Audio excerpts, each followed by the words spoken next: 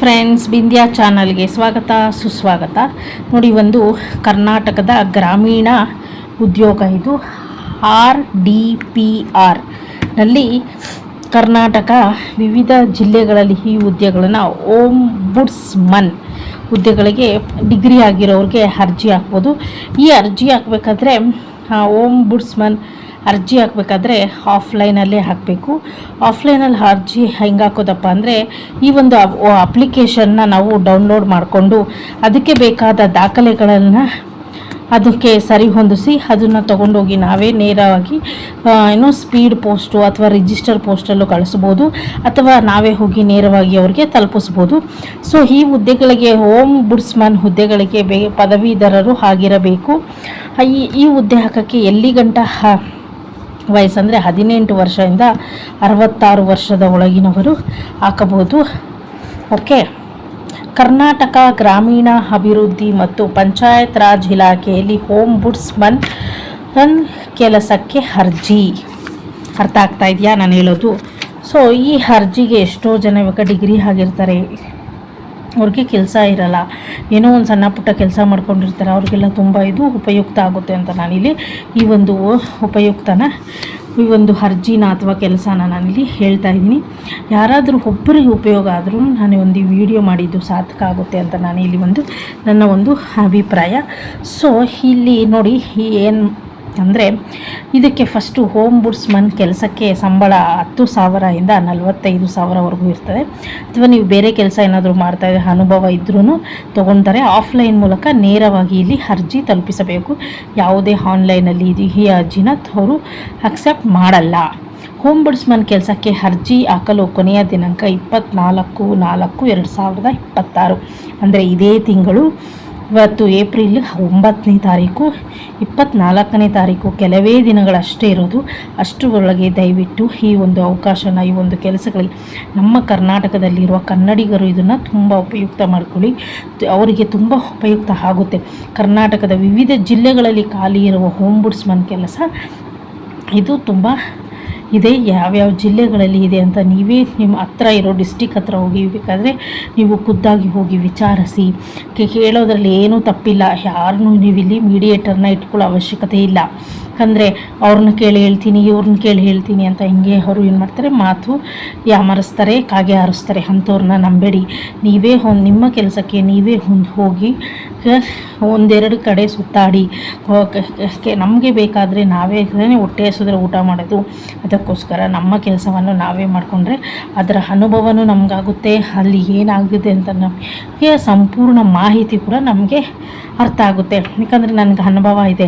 ಒಂದು BPL ಕಾರ್ಡೇ ಆಗಲಿ ಅಥವಾ ವೋಟರ್ ID ಆಗಲಿ, ಏನೋ ಒಂದು ನಾವು ಯಾರನ್ನಾದ್ರೂ ಕೇಳಿದ್ರೆ ಅವ್ರನ್ನ ಕೇಳಿ ಹೇಳ್ತೀನಿ, ಇವ್ರನ್ನ ಕೇಳಿ ಹೇಳ್ತೀನಿ, ವಿಚಾರಿಸ್ಬೇಕು ಅಂತಾರೆ.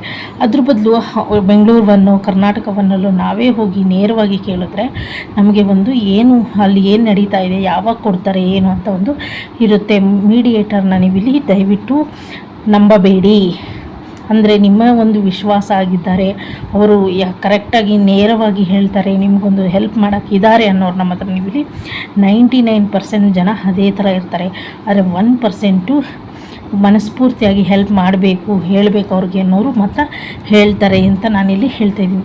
ಈ ವಿಡಿಯೋ ನಿಮಗೆ ಇಷ್ಟ ಆದರೆ ಲೈಕ್ ಮಾಡಿ, ಶೇರ್ ಮಾಡಿ, ಪಕ್ಕದಲ್ಲಿರೋ ಬೆಲ್ ಐಕನ್ ಕ್ಲಿಕ್ ಮಾಡಿ. ನಾನು ಹಾಕೋ ಹೊಸ ವಿಡಿಯೋವೆಲ್ಲ ನಿಮಗೆ ನೋಟಿಫಿಕೇಷನ್ ಮೂಲಕ ಬಂದು ತಲುಪುತ್ತೆ ಅಂತ ಹೇಳ್ತಾಯಿದ್ದೀನಿ. ಸೊ ಈ ಓಂಬುಡ್ಸ್ಮನ್ ಹುದ್ದೆಗೆ ಏನೇನು ದಾಖಲೆ ಬೇಕು ಅಂದರೆ, ಅವರು ಮುಖ್ಯವಾಗಿ ಪದವಿ ಆಗಿರಬೇಕು, ಅಂದರೆ ಡಿಗ್ರಿ ಕಂಪ್ಲೀಟ್ ಆಗಿರಬೇಕು. BCom ಆಗಲಿ, ಆರ್ಟ್ಸ್ ಆಗಲಿ, ಯಾವುದನ್ನ ಆಗಲಿ. ಮತ್ತು ಅವರು ಓದಿರುವಂಥ ಸರ್ಟಿಫಿಕೇಟ್ ಎಲ್ಲ ಅದಕ್ಕೆ ಒಂದು ಅಪ್ಲಿಕೇಶನ್ನ ಡೌನ್ಲೋಡ್ ಮಾಡಿಕೊಂಡು ಆ ಅಪ್ಲಿಕೇಶನ್ನ ಫಿಲ್ ಮಾಡಿ, ಅದ್ರ ಜೊತೆಗೆ ಅಪ್ಲಿಕೇಶನ್ ಫಿಲ್ ಮಾಡುವಾಗ ಫಸ್ಟು ಓದಿ, ಆಮೇಲೆ ಒಂದು ರಫ್ ನೋಟು ಹಾಳೆಯಲ್ಲಿ ಬರ್ಕೊಳ್ಳಿ. ನೀವು ಒಂದು ಚಿತ್ತು ಮಾಡೋದು ಅಥವಾ ಗೀಚಾಕೋದು ಅದೆಲ್ಲ ಅಪ್ಲಿಕೇಶನಲ್ಲಿ, ಗೌರ್ಮೆಂಟ್ ಜಾಬ್ ಅಪ್ಲಿಕೇಶನಲ್ಲಿ ದಯವಿಟ್ಟು ಯಾರೂ ಮಾಡಬೇಡಿ. ಫಸ್ಟು ಒಂದು ಪೇಜಲ್ಲೋ ಅಥವಾ ಒಂದು ಬುಕ್ಕಲ್ಲೋ ಕರೆಕ್ಟಾಗಿ ಕ್ಲೀನಾಗಿ ಬರ್ಕೊಳ್ಳಿ. ಆಮೇಲೆ ತದನಂತರ ಅದರಲ್ಲಿ ಫಿಲ್ ಮಾಡಿ. ಆವಾಗ ನಿಮಗೆ ಗೊಂದಲ ಇರಲ್ಲ. ಇದು ನನ್ನ ಅನುಭವದ ಮಾತು ಅಂತ ನಾನಿಲ್ಲಿ ಹೇಳ್ತಾಯಿದ್ದೀನಿ. ನಾನು KPSC ಅಲ್ಲಿ ನಾನು ಎಕ್ಸಾಮ್ನ ಅಪ್ಲಿಕೇಶನ್ ಹಾಕಿದ್ದೆ, ಆವಾಗ ನಾನು ಒಂದು ಸ್ವಲ್ಪ ಚಿತ್ ಮಾಡಿಬಿಟ್ಟಿದ್ದೆ. ಅದಕ್ಕೋಸ್ಕರ ನಾನಿಲ್ಲಿ ನನ್ನ ಅನುಭವ ಕೂಡ ನಾನಿಲ್ಲಿ ಹೇಳ್ತಾ ಇದ್ದೀನಿ. ಆಮೇಲೆ ವಯಸ್ಸಿನ ಪುರಾವೆ ಅಂದರೆ ಏನಂದರೆ ನಿಮ್ಮ ವಯಸ್ಸಿನ ದಾಖಲಾತಿಗಳು ಕೂಡ ಅಲ್ಲಿ ನಾವು ಮೆನ್ಷನ್ ಮಾಡಬೇಕು. ಇತ್ತೀಚಿನ ದಾಖಲೆಗಳು ಅಂದರೆ ನೀವು ಡಿಗ್ರಿ ಆಗಿರ್ತೀರ, ರೀಸೆಂಟಾಗಿರೋ ಒಂದು ಜೆರಾಕ್ಸು, ನಿಮ್ಮ ಒಂದು ಫೋಟೋಸು ಅಥವಾ ಎಲ್ಲ ತುಂಬ ಹಳೇದೆಲ್ಲ ಇಲ್ಲಿ ನೀವು ಮೆನ್ಷನ್ ಮಾಡೋ ಹಾಗಿಲ್ಲ. ಅಲ್ಲಿ ಈ ಓಂಬುಡ್ಸ್ ಉದ್ಯೋಗಿ ಏನೇನು ದಾಖಲೆ ಬೇಕೋ ಅಷ್ಟು ಮಾತ್ರ ನೀವು ಕಳಿಸಿದ್ರೆ ನಿಮಗೆ ಒಳ್ಳೆಯದು. ಸೊ ಆಮೇಲೆ ಫೋಟೋ ನೀವು ಇವಾಗ ರೀಸೆಂಟಾಗಿ ಒಂದು 6 ತಿಂಗಳು ಅಥವಾ ಒಂದು ವರ್ಷದ ಹಿಂದೆ ತೆಗ್ಸಿರೋದು ಅಥವಾ 3 ತಿಂಗಳೇ ತರಿಸಿರೋದು ಒಂದು ಫೋಟೋನ ನೀವು ಕಳಿಸಿದ್ರು ಓಕೆ. ಫೋಟೋ ಅಂದರೆ ಪಾಸ್ಪೋರ್ಟ್ ಸೈಜ್ ಫೋಟೋನೇ ಎಲ್ಲ ಅಪ್ಲಿಕೇಶನ್ನಲ್ಲೂ ಮೆನ್ಷನ್ ಆಗೋದು. ಅರ್ಜಿ ತಲುಪಿಸಬೇಕಾದ ವಿಳಾಸ ರಿಜಿಸ್ಟರ್ ಪೋಸ್ಟ್ ಅಥವಾ ಸ್ಪೀಡ್ ಪೋಸ್ಟ್ ಮೂಲಕ ತಲುಪಿಸಬಹುದು.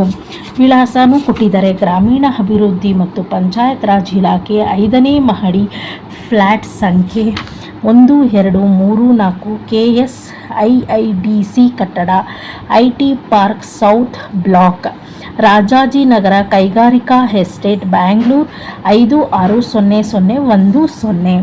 ಸೊ ಈ ಅಡ್ರೆಸ್ನ ಕರೆಕ್ಟಾಗಿ ನೀವು ನೋಟ್ ಮಾಡಿ ಮೆನ್ಷನ್ ಮಾಡ್ಕೊಳ್ಳಿ. ಸೊ ಯಾಕೆಂದರೆ ಇದು ಆಫ್ಲೈನ್ ಅರ್ಜಿ ಆಗಿರುತ್ತೆ. ಸೊ ಈ ಅರ್ಜಿನ ನೀವು ನೇರವಾಗಿ ಹೋಗಿ ನೀವು ಹಾಕ್ಬೋದು ಅಥವಾ ರಿಜಿಸ್ಟರ್ ಪೋಸ್ಟು ಅಥವಾ ಸ್ಪೀಡ್ ಪೋಸ್ಟ್ ಮೂಲಕ ನೀವು ಇಲ್ಲಿ ಕೊರಿಯರ್ ಮಾಡಬಹುದು. ಸೊ ದಯವಿಟ್ಟು ನೀವು ನೇರವಾಗಿ ನಿಮ್ಮ ಕರ್ನಾಟಕದಲ್ಲಿರುವ ಪ್ರತಿಯೊಂದು ಜಿಲ್ಲೆಗಳಲ್ಲಿ ನೀವು ಯಾವ್ಯಾವ ಡಿಸ್ಟಿಕಲ್ಲಿ ಇರ್ತೀರಾ ಡಿಸ್ಟಿಕಲ್ಲಿ ವಿಚಾರಿಸಿ ಈ ಹುದ್ದೆಯನ್ನು ನೀವು ಪಡ್ಕೊಳ್ಳಿ. ಕನ್ನಡಿಗರು ಕರ್ನಾಟಕದ ಹುದ್ದೆಗಳನ್ನು ಎಷ್ಟು ಗೌರ್ಮೆಂಟ್ ಜಾಬ್ಗಳನ್ನು ಪಡ್ಕೊಂಡ್ರೆ ನಮ್ಮ ಕರ್ನಾಟಕಕ್ಕೆ ಹೆಮ್ಮೆ, ನಮ್ಮ ಕನ್ನಡಿಗರಿಗೆ ಒಂದು ತುಂಬ ಹೆಮ್ಮೆ ಅಂತ ನಾನಿಲ್ಲಿ ಹೇಳ್ತಾ ಇದ್ದೀನಿ. ಸೊ ಅದಕ್ಕೆ ಈ ಒಂದು ಇನ್ಫಾರ್ಮೇಷನ್ನು ಉಪಯುಕ್ತ ಆಗುತ್ತೆ ಡಿಗ್ರಿ ಓದಿರೋರಿಗೆ ಅಂತ. ಇವಾಗ ರೀಸೆಂಟಾಗಿ ಡಿಗ್ರಿ ಓದಿರ್ತೀರ, ಒಂದು 5 ವರ್ಷ 6 ವರ್ಷ ಆಗಿರುತ್ತೆ ಅಂಥವ್ರು ಹಾಕ್ಬೋದು. ಅಥವಾ 3 ವರ್ಷ ನಾವು ಡಿಗ್ರಿ ಓದಿ 2-3 ವರ್ಷ ಆಗೋಯಿತು, 5 ವರ್ಷ ಆಗೋಯಿತು ಅಂತ ಅಂಥವ್ರು ಕೂಡ ಇಲ್ಲಿ 66 ವರ್ಷ ಅಂತ ಹೇಳಿದ್ದಾರೆ. ಸೊ 66 ವರ್ಷ ಇರೋರೆಲ್ಲ ಕಂಪಲ್ಸರಿ ನೀವು ದಯವಿಟ್ಟು ಅರ್ಜಿ ಹಾಕಿ ಕೆಲಸ ಆಮೇಲೆ ಪ್ರಯತ್ನ ಪಡೋದ್ರಲ್ಲಿ ತಪ್ಪೇನಿಲ್ವಲ್ಲ. ಸೊ ಅಂತ ನನ್ನ ಒಂದು ಅನಿಸಿಕೆ ನಾನಿಲ್ಲಿ ಹೇಳ್ತಾ ಇದ್ದೀನಿ.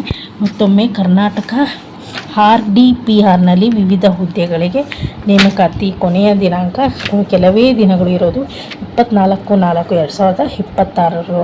ಅದಕ್ಕೆ ನೀವು ಇಲ್ಲಿ ಅರ್ಜಿನ ಹಾಕಲೇಬೇಕು ಹೋಮ್ ಬುಡ್ಸ್ಮನ್ ಕೆಲಸಕ್ಕೆ. ಓಕೆ, ಎಲ್ಲರಿಗೂ ಇನ್ಫಾರ್ಮೇಷನ್ ತುಂಬ ಉಪಯುಕ್ತ ಅಂತ ನಾನು ಈ ವಿಡಿಯೋ ಇಲ್ಲಿಗೆ ಮುಕ್ತಾಯ ಮಾಡ್ತಾಯಿದ್ದೀನಿ. ಎಲ್ಲರಿಗೂ ಶುಭರಾತ್ರಿ.